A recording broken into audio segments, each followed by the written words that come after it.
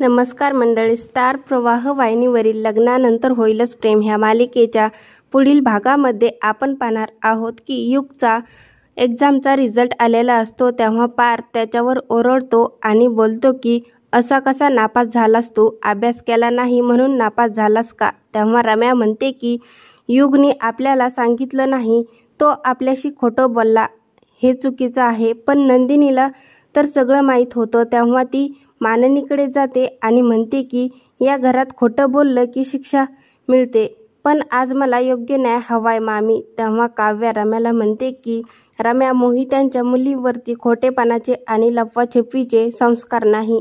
तेव्हा रम्या म्हणते की तुमच्यावर संस्काराबद्दल काही बोलायचं. तेव्हा पार्थ आणि काव्या रम्यावर जोरात ओरडतात. आता पुढील येणाऱ्या भागामध्ये पार्थ कशा प्रकारे काव्याची बाजू मांडणार हे पाहणं अतिशय मजेदार ठरणार आहे. लग्नानंतर होईलच प्रेम ह्या मालिकेचे नवनवीन अपडेटकरिता आपल्या चॅनलला लाईक करा, शेअर करा आणि सबस्क्राईब करायला विसरू नका.